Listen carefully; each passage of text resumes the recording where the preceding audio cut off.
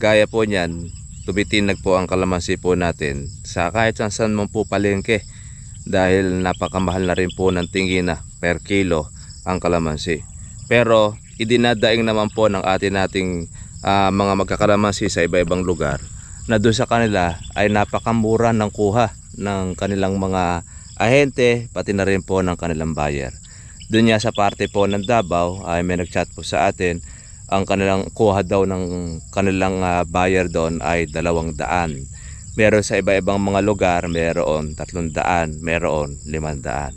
Bakit po ba mga katribya hindi po nagkakapare-pareho ang kuhanan ng mga ahente at buyer? Magandang umaga po sa inyo mga katribya at welcome po kayo sa aking YouTube channel. Maraming salamat po sa ating mga bagong subscriber at pati na rin po sa ating mga suki na patuloy na nakakapanood ito pong ating pong video. Ngayon mga katribya po gaya po niyan, tumitinag po ang kalamansi po natin sa kahit saan man po palengke dahil napakamahal na rin po ng tingina per kilo ang kalamansi.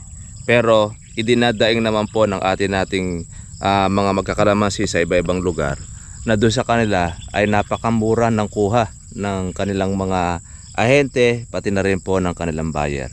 Doon niya sa parte po ng Davao ay may nagchat po sa atin, ang kanilang kuha daw ng kanilang buyer doon ay 200. Meron sa iba-ibang mga lugar, meron 300, meron 500. Bakit po ba mga katribya hindi po nagkakapare-pareho ang kuhanan ng mga ahente at buyer? Siyempre, para po doon sa kaalaman po ng ating mga katribya, mas maganda na hindi na po ninyo kunin o ibigay ang kalamansi ninyo sa ahente. Kasi isa po yan mga katribya na mas malaki pa po ang kinikita ng mga middleman ng mga ahente kumpara natin doon sa mga magkakalamansi. Bakit? Kaya lumalakas po ang loob po ng mga ahente dahil lahat po ay napapasunod po yung may-ari. Kasi siya lang po ang kumukuha ng kalamansi ninyo. Kung ako naman sa inyo na 200 ng kalamansi, hindi ko hahayaan. Lalo na ganyan kung nabalitaan natin na tumataas na po ang presyo ng kalamansi, maangat na sa ibang lugar, ay talagang ang pagdating sa tingi ay nasa 50, nasa 60. Pagkakataon naman ng may-ari na yung pong iyong alagang kalamansi o yung pong inaani, tumaas ang presyo. Basta pagka halimbawa yung mga katribya, meron nga ng pitasin, bago po yan, ang ginagawa po natin technique dyan, ikinakambas po natin sa mga malalaking mga palengke. Kaya tuturuan po namin kayo mga katribya po ng technique para hindi po kayo mapagsamantalahan po noong mga suwitik o yung mga mapagsamantala nang gusto lang ay sila ang mabuhay, sila ang makinabang, sila ang mas malaki ang kita kaysa doon sa may-ari na nagpakahirap, nag-alaga, nag-spray, nag-abono, gumastos ng malaki, sila laway lang po yung kanilang puhunan, maganda pa ang kanilang kabuhayan. Ngayon para po mga katribya, yung po mga middleman ay hindi na po magsamantala sa inyong pong lugar. Ito ang paraan na dapat po ninyong gawin. Kung meron kayong mga palengke, alam naman natin na bawat mga probinsya, meron po kayong mga tinatawag na mga sikat o kilala po na bagsakan. Yung pong bagsakan po na yun naman po mga katribya ay doon dinadala ang lahat ng mga gulay ng mga wala pong mga ahente at wala pong buyer. Siyempre, tatanungin muna natin, kakambas muna kayo, magkano ba ang lakad ng kalamansi, magkano ang kuha. Ngayon kung nakita natin, yung lakad ng kalamansi di hamak ang layo noong kuhanan po ng middleman sa inyong lugar. Doon muna dadalhin po ang produkto mo. Kakausapin mo lang, kung meron sakadora, kakausapin po ninyo. Ngayon pag halimbawa nakausap nyo na yung sakadora at meron pong pwesto, ang sakadora naman meron naman po siyang kinakausap na buyer o ahente, pwede naman po ninyo yun mga katribya pong simplihan. Ibigay po ninyo yung inyong cellphone number o kunin ninyo cellphone number po yun. Pagkatapos na maibigay yung kalamansi ninyo, pwede nyo na po siyang kunin na direct na maging inyong buyer. Kasi pagdating doon sa palengke, mga katribya, minsan talaga ay meron din po dyan mga anomalya dyan. Pag hindi mo alam, nagkasundo na yung sakadora tsaka yung buyer, meron silang presyong pinag-usapan, pero ikaw, yung pa rin yung presyo mo. Kaya kailangan dapat marunong ka rin ding makiramdam. Ganun po mga katribya. Yung pong pag-aalok po ng ating pong paninda, siyempre sa umpisa medyo mahirap dahil maghahanap ka ng suki.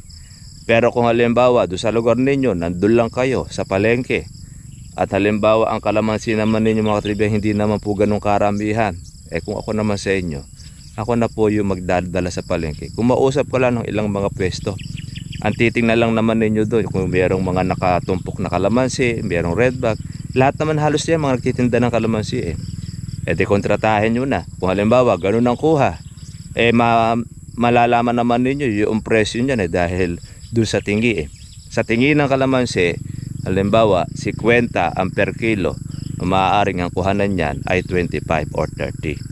So meron ng tubo po yung tindera na mga 20 pesos sa bawat kilo. Kukunin naman sa inyo ng middleman na 10 piso, biro mo 300. Iba nga ay nasa below 10 pesos, naging 8 pesos lang dahil meron 200 lang ako kinukuha. Nandun pa yung paupa, kawawa naman.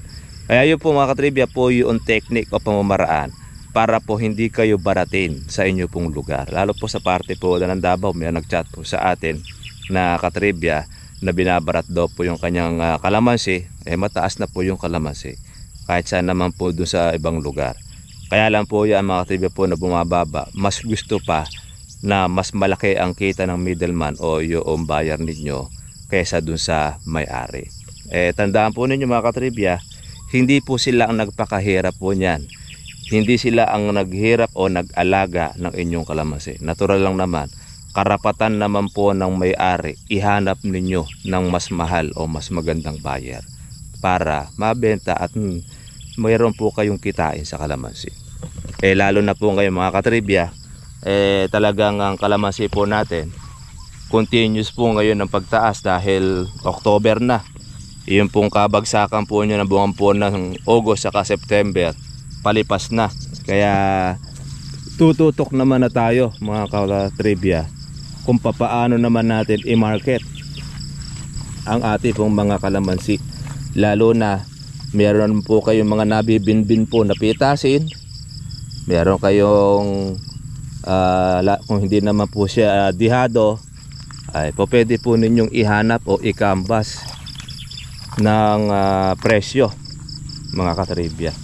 Tandaan ninyo, yung ating vlog na ito, hindi lang po yung paraan ng pag-aalaga, hindi lang po yung paraan po ng pagpapabunga o pagtatanim ng kalamansi ang pangunahin na ating tutorial. Tinuturo din natin kung papaano po ito i-market sa inyong lugar ang inyong kalamansi. Dahil lahat naman po halos po ng tao, lalo dito po sa Pilipinas, gumagamit po ng kalamansi. Kaya nga mas una pong nauubos ang kalamansi sa mga gulay na makikita nyo dyan kumpara dun sa iba. Kasi kaya ang kalamansi, laging bago siya ng bago. Araw-araw mayroong laging dating na kalamansi. Kasi mas kailangan po nila yan, lalo na po yung mga nagpapansitan o yung mayroong pwesto sa restaurant. Ayun, isa pong paraan yun mga katribya. Kung meron kayong mga may pwesto sa inyo, mayroong lugawan, mayroong pansitan, o mayroong pong mga karinderya kung saan po ay nandiyan po yung lutuan ng ulam, tsak gumagamit ng kalamansiya. At per kilo rin kung kumuha yun. Pwede pagkahalimbawa, tanong nyo, ilang kilo po ba ang nakukuha o nagagamit po ninyo sa isang pansitan? Ganito po ang kilo. Ay magkano naman ang benta ninyo sa palengke? O magkano po ang kuha ninyo sa palengke? 50. Kung bang ibigay ko sa inyo halimbawa ng 30, sa akin na kayo kukuha. Ibig sabihin, hindi na mauuwi sa 200 pesos ang kalamansi mo per bag. Dahil kung 30, maganda-ganda yun.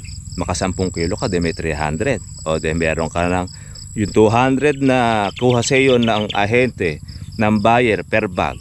Sa 10 kilo lang, may 300 ka na.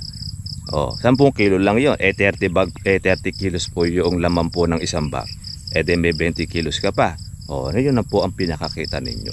So madalit salita mga katribya, yung pamamaraan po natin para po yung ating pong paninda o yung ating kalamansi ay mapapitas at huwag mapagsamantalahan kayo ng mga ahente. Ilakad ninyo. Ihanap po natin sa palengke. Huwag lang po tayo mag-stay sa isang lugar, sa isang palengke, lalo na bawat probinsya, napakarami pong bayan yan. Then puntahan po ninyo yung mga city, syudad, lalo na po ang bagsakan. Sa bagsakan kasi kuminsan, mga katribya, wala tayo talagang aasahan na talaga mataas po ang magiging benta dyan kasi bagsakan niya. Ang pinaka the best po dyan ay yung mga nagtitingi, mayroong mga malaking pwesto, direct ka na doon po sa may pwesto. Kasi sa bagsakan, medyo mura lang talaga kuha niyan. Pero pagka wala pong kalamansi, dyan naman po sumisingit ang bagsakan dahil nakapagtataas ang mga sakadora, pati na rin po yung may-ari dahil wala pong dating na kalamansi. Pero pagka marami po ang dating na kalamansi, asahan po ninyo, talagang medyo mababa po ninyo maibebenta. Pero kung yung mismo pong may pwesto ang inyo pong bababagsakan, makailang may pwesto lang kayo, baka yung kalamansi ninyo mga katribya, hindi pa po ninyo kumbaga maagad po ang bunga niyan At bandang huli, maghanap pa kayo mga katribya pa ng ibang kalamansi na maititindi. Ganun po. Yun lang po yung technique na ating pong ginagawa sa ating pong mga ka-farmers kung sakali man po na wala kayong mga buyer. Dahil ang ating pong kalamansi, hindi naman po mahirap itinda yan. Meron niya iba nagro-rolling Iniro-rolling yung kalamansi per kilo, lalo na kung konti lang naman. Hindi naman ibig sabihin namin na kayo po ay magro-rolling, pero isang paraan din yan para gumanda ang presyo ng kalamansi ninyo na hindi po mabarat. Hindi po kayo mapagmalakihan ng mga ahente na wala naman po silang pagod, wala naman po silang hirap, pero binabarat po paninda ninyo, utang na loob pa ninyo pag halimbawa iyan ay binigyan nyo ng kalamansi. Kaya para po doon sa ating mga katribya, huwag kayo malulungkot kung halimbawa sa lugar ninyo mababa, ihanap po ninyo ng mataas ang kuha. Tandaan po natin ang ating pong pinaghihirapan, meron naman po yung solusyon. Kasi kung minsan nasa sa atin na lang din po ang problema. Ayaw po natin magtanong-tanong po sa mga sa labas, sa pwesto, sa palengke. Tanong-tanong kasi bumibili rin naman po tayo ng kalamansi, bumibili tayo. Ngayon pagka nakita natin, ganun pala ang lakad sa palengke ng tingin ng kalamansi, o meron ka ng idea na kukunin halimbawa ang kalamansi nyo, dapat nandun sa kalahati. Sa kalahati man lang, yung tinatawag natin na farm gate, yung maging kuha sa inyo. Hindi po yung mas higit pa doon sa kalahati po yung kuha, halos hingin na lang po ang kalamansi.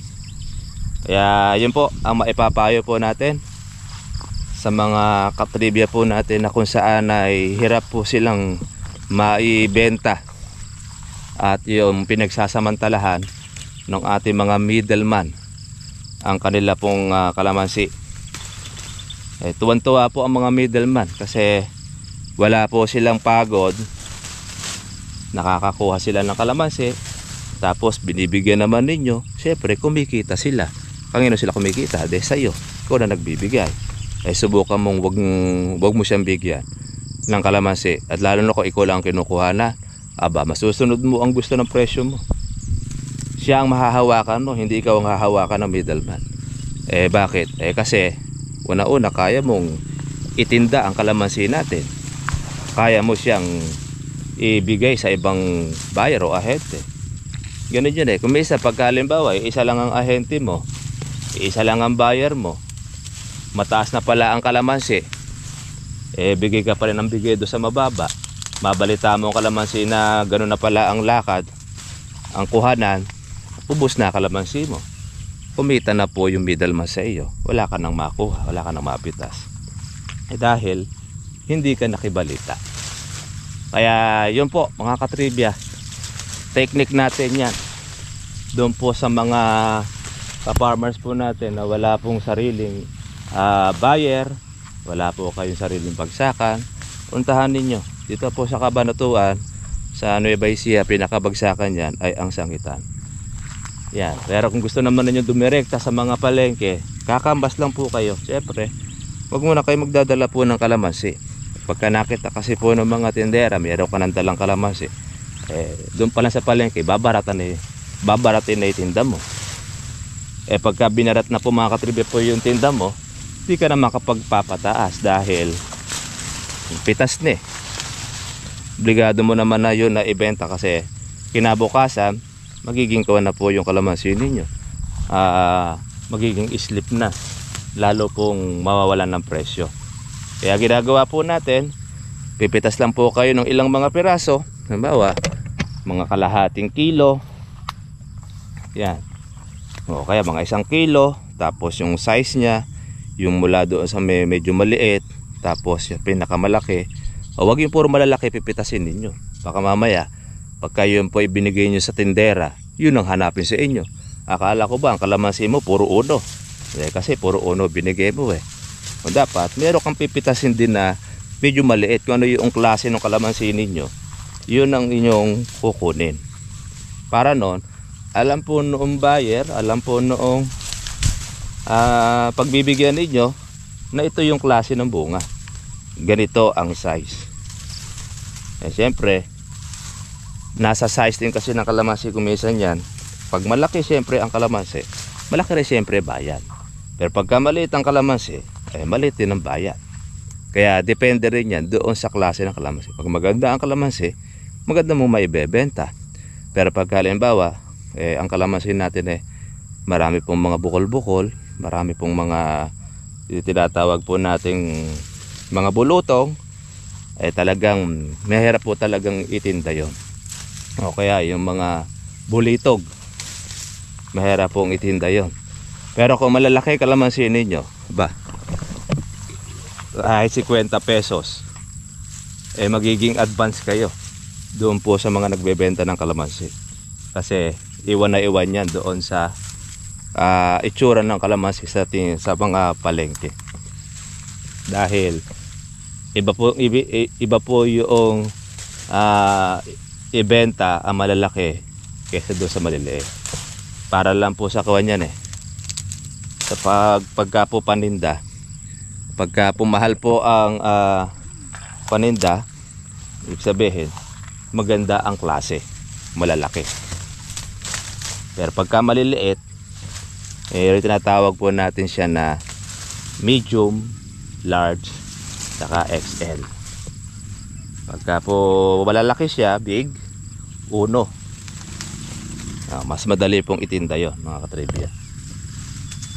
Iba ang presyo nun doon po sa medium, lalo na pagka pumahal po ang kalamansi.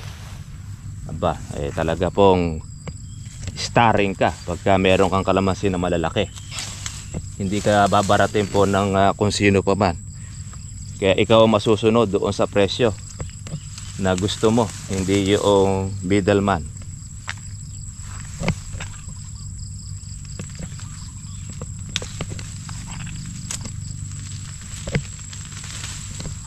Kaya yun po mga katribya, technique po natin. Huwag nyo po kagad ibibigay po kalamansi ninyo para hindi kayo napaparat. Para hindi po kayo napagsasamantalahan po ng mga middleman. Kasi magsasamantalahan kayo niyan pagka kayo ibigay ng bigay sa mababa. Talagang mababa kalamansi kasi gusto po ng middleman, hingi na sa inyo yung kalamansi. Ngayon siguro kung mabait ka naman, di mo naman na kailangan na po yung pera, di mo na rin kailangan ng kalamansi, bibigay mo na sa mababa. Kaya lang, kawawa ka naman. Kawawa naman din yung nag-alaga. Kung mayroong namumursyento dyan, pati rin yung namumursyento sa iyo, apektado dahil mababa yung benta ninyo. Ibig natin sabihin, mataas na po ang presyo ng kalamansi, pagkatapos ang kuha po ng middleman sa inyo ay ganun pa rin. Mag-isip-isip kayo.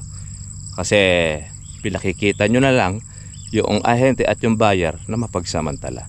Kaya ito po mga katribya, ito pong ating vlog, talaga pong mayroon pong magagalit talaga sa atin dahil sinasabi po natin po yung presyo para hindi kayo madaya doon po sa mga dumadayo. Yun naman po mga dumadayo, yan naman po ang mga nagagalit po sa atin dahil sinasabi natin po yung presyo, hindi po sila makapandaya. Kaya nga pagka sila po ay kukuha ng kalamansi at meron silang usapan, ang naihalimbawa nila ba't kasi katribya ganun ang kuhanan ng kalamansi sa kanila.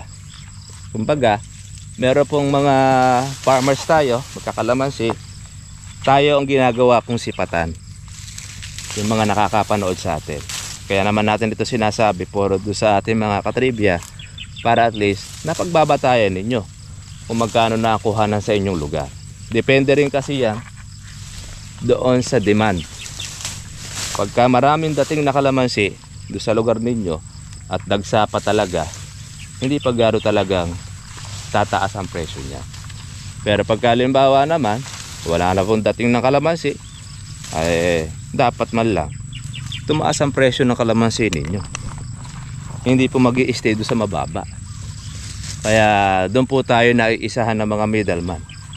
Ang middleman, laway lang ang puhunan, wala man lang sila po ka hirap-hirap, kumikita po ng libo-libo isang araw. Dito nga sa amin yung ahente, pag kumita lang po ng 1,000, nakaka-farmers, matamblay, matumalika ang kita. Kumita na ng 1,000 yun ha. Ibig niya sabihin gusto pala niya kumita pa, masigit pa doon. Ang middleman kumikita po ng mga 2,000 yan. Pagka sa iyo pa napunta yung lahat ng kalamansi at maraming pitasin, makapagpatubo lang halimbawa yan ng 50. Pag ganyan tumataas po ang kalamansi, ang patubo ng ahente pinakamababa 100. Kung 10 red bag order sa kanya, patubo niya ay 100 bawat bag, bawat red bag. Kano na yon? Malinis na ang 1,000. Kausap lang niya po yun yung ahente o yung buyer. Kakasundo, meron na silang alam na presyo. Tapos iyahanap po nila ng mababa ang kalamansi. Kaya di hamak mas maganda kita ng middleman yung ahente kaysa doon sa may-ari.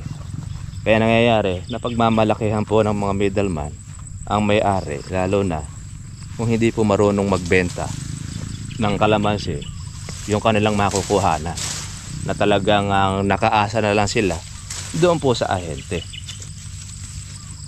Dito nga sa amin, buyer siya, tapos meron pa siyang sariling kalamansi.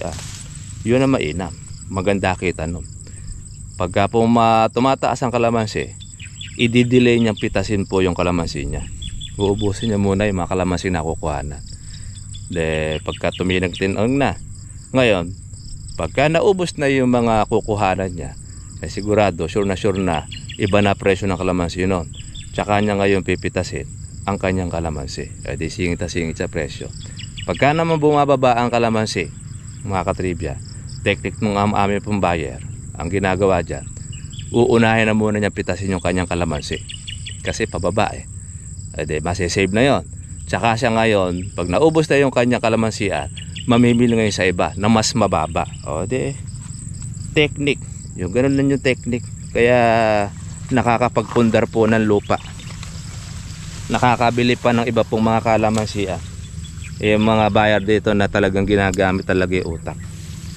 Pero yung ibang nakaasa lang doon sa mga ahente, hindi po tayo aasenso. Ang umaasenso, ahente. Maganda nga sana mga katribya, matutunan nyo rin pati pagbibiyahe. Lalo pong mas maganda kikitain ninyo. Kasi mga katribya, pati rin po yung pagbibiyahe, nasubukan ko rin. Alam din natin po yung lakad po nung presyohan sa palengke.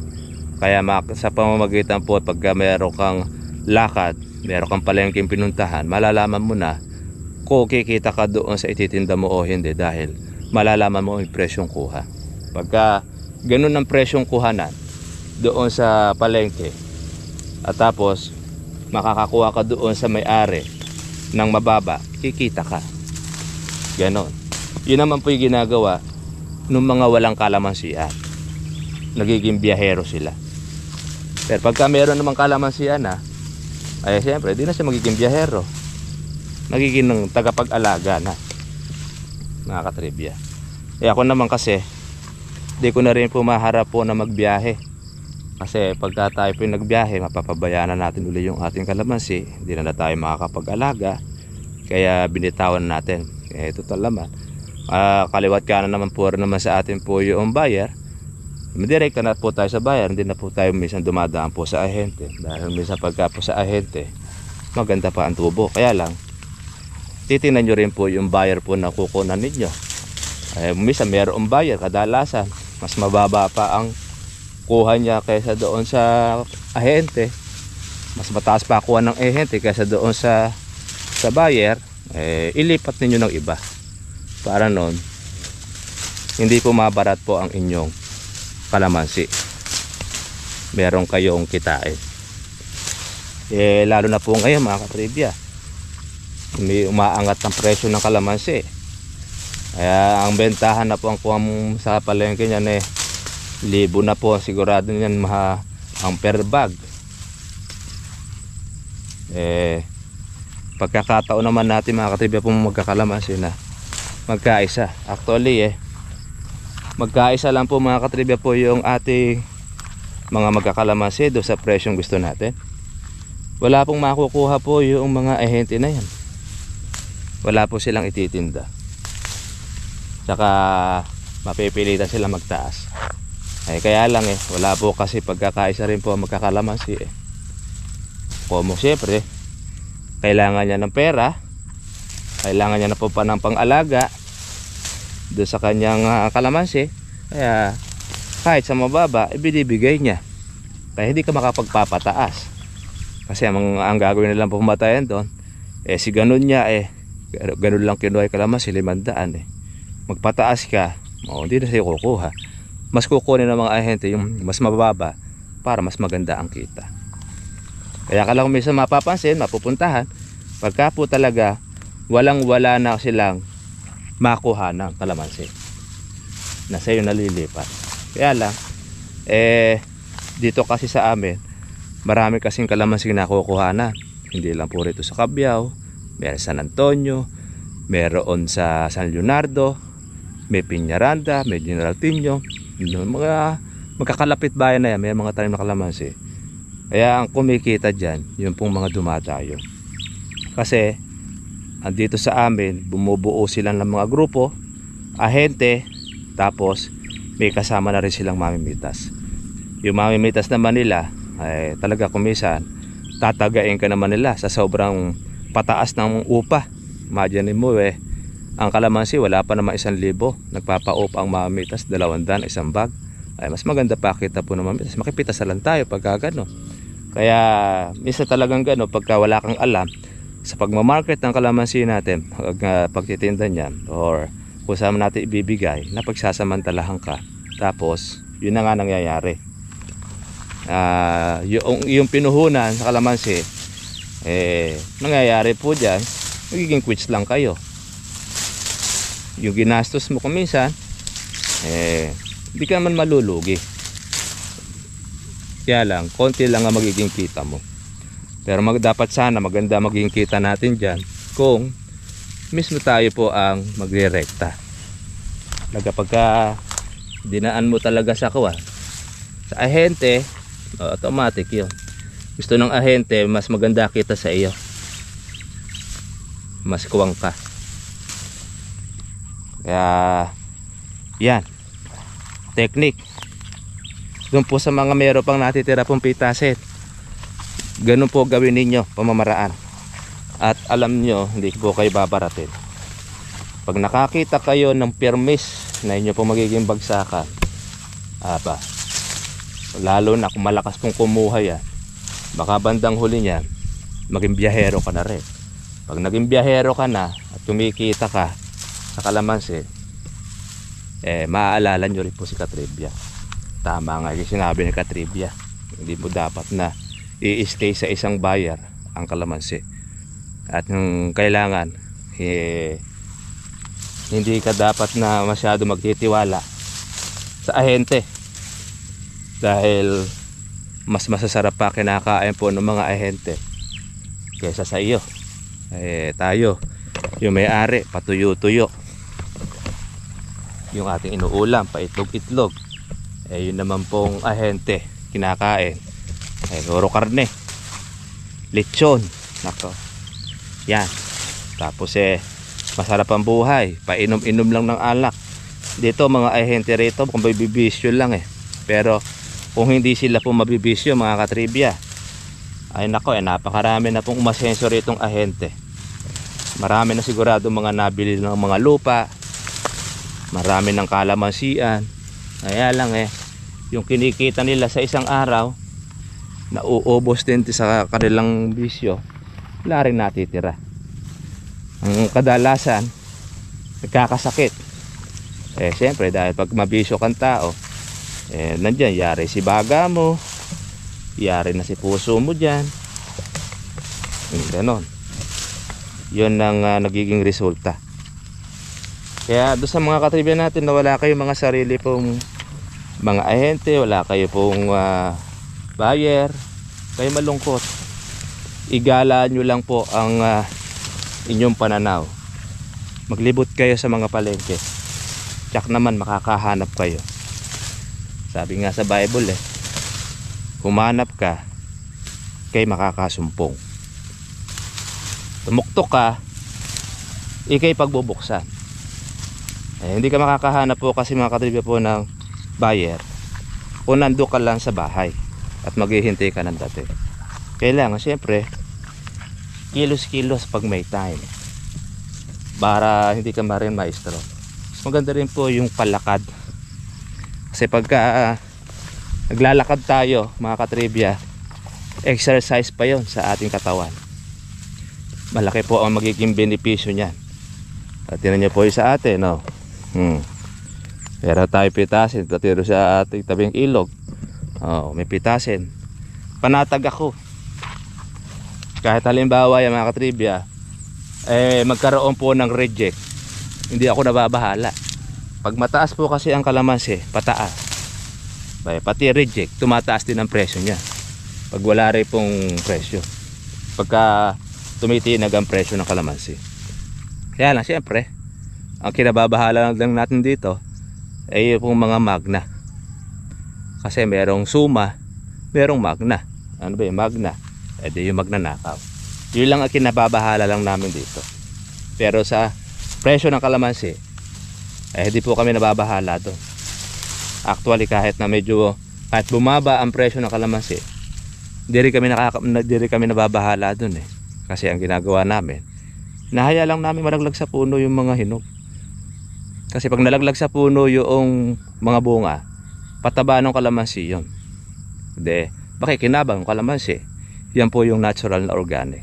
Ngayon, tumaas man yung berde, sigurado tataas din po ang hinog. Ano po ngayon mangyayari? Kikita rin sa iyo. Kaya yun po ang isa sa maganda po na technique po na ina-advise po namin sa inyo. Maliban na lamang mga katribya, kung puno ng bunga ang inyong kalamansi at talagang hindi talaga siya po pwedeng delay, pitasin ninyo kahit sa magkano para po mamulaklak ang inyong kalamansi. Ito kasi sa akin, itong bata na ito, kahit marami pong bunga, continuous po yung pagbubulaklak. Kasi nispray naman po natin siya po ng foliar, tapos meron tayong sabog ng abono para hindi mag-inda po ang puno. Kaya tinatanggalan lang din po natin siya ng mga bagay. Imagine ninyo talagang tiyaga-tiyaga lang. Ang ngayon pong hawak na po natin yung presyo, mataas na presyo ng kalamansi. Huwag kayong malungkot, magdiwang po kayo, meron kayo po ipitasin. Ngayon kung halimbawa wala naman po kayong pitasin pero marami naman po kayong pansunod, lalo kayo matuwa dahil meron po kayong mahigit na 5,000. Kasi sa mga buwan po na katapusan nitong October, lalo na bago po mag-undas, ay talagang mahigit po sa 1,000 ang presyo ng kalamansi. Kuha 1.5 yan, 1.6 pagka po bago mag-undas. Kaya hinay-hinay lang. Pagka po pinipitas ang kalamansi ninyo, huwag ninyo ipakakayod, sayang naman yung pang November ninyo. Yan ang minsan ng kadalasan ng problema po ng mga namimitas, kinakayod ang bunga. Kaya pag tumaas ang kalamansi, wala na rin pitasin na may-ari dahil lakayod na po ng mamimitas. Pag sinabi mo naman natin sa mga mamimitas wag kakayurin, ang gagawin kakayurin yung bunga.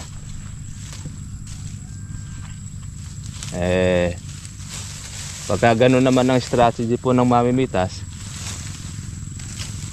na wag kayurin, kinakayot, magbago ka na strategy. Sabihin mo, kayurin din yung bunga. O tsak, iiwanan na may mga lalaki nun. Hindi nila kakayurin. Kasi baliktad Merong ganun baliktad na pagkaintindi.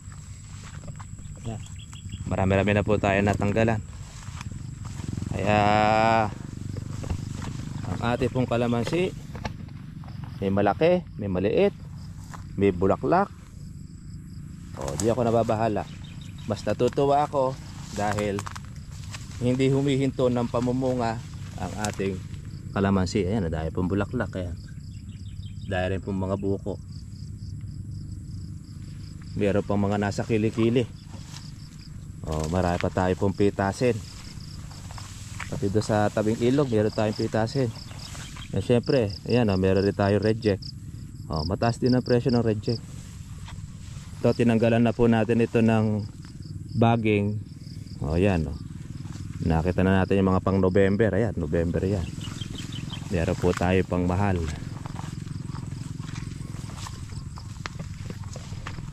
Okay mga katribya, sana po meron kayong napulot po na mga kaalaman kung papaano po natin i-market ang ating pong kalamansi at hindi po mabarat ng mga ahente at buyer sa inyo pong lugar. Yun po ang gawin po ninyo. Maglibot po tayo sa bawat palengke, mag-canvas, magdala kayo ng sample, tapos tansyahin ninyo kung makakailan, and then yun ang inyo pong sasabihin sa inyo pong bibigyan ng kalamansi. Kung nagkasundo kayo sa presyo, yun. Siyempre, dapat tumupad kayo sa magiging usapan ninyo. Kaya siyempre, huwag muna ninyong tatagain ng presyo yung tindera. Dahil ang mga tindera, mauutak din yan. Pag alam niya siyempre na ikaw ay mag-aalok ng kalamansi, babarating ka rin. Kaya kailangan mo rin pag-aaralan din yung bawat bagay para maitaas po ninyo ang presyo ng kalamansi. Hindi kayo mananatili doon po sa ahente. Kasi pagka sa ahente kayo nag-stay, wala kayong kamalay-malay, taas na pala ang kalamansi, pero ang kuha ng ahente sa inyo halos hingi na lang, kawawa naman po kayo. Malaman ninyo na mataas na, ubos na kalamansi natin. Pag ubos na, wala na tayong magiging habol. Magpapanibago ka uling alaga. Kaya iba tinatabangan pagka pumahal ang pagmura kalamansi. Pagka sinisipag, pag manabalitaan niyang mahal na. Tayo kasi mga katribya, mapamahal man po ang kalamansi, mapamura, continuous po ang ating alaga. Dahil dapat pag panahon ng mura kalamansi, yun yung time na maganda kang mag-alaga. Kasi hindi lahat po doon makakapag-alaga. Barang gulay lang yun. Pag yung gulay mahal ngayon, nagtanim ka, sahan mo, pagka-harvestin na gulay mo, matsitsempuhan mo na ang kabagsakan ng presyo. Kasi nagtanim ka dun sa mahalang presyo Pero ang gulay, bagsak ang presyo ngayon, magtanim ka, asahan mo, tsatsyempohan ninyo yung mataas na presyo ng gulay. Yun po mga trivia. Alam po ng mga magugulay yon. Alam din nila ang technique. Sa kalamansi ganun din. O yung kamurahan ng presyo, doon ka mag-alaga, doon ka magpabunga, asahan ninyo yung bunga nun, mahal na pagka po pipitasin. Kasi walang masyado nag-alaga dahil walang pera at tao, dahil kamurahan. Ikaw meron kang puhunan, yung tinatawag na nakasingit ka ng magandang presyo. Paano mga katribya, ito lang po ang ating vlog. At happy weekend po sa inyo lahat. God bless po sa inyo lahat. Bye bye.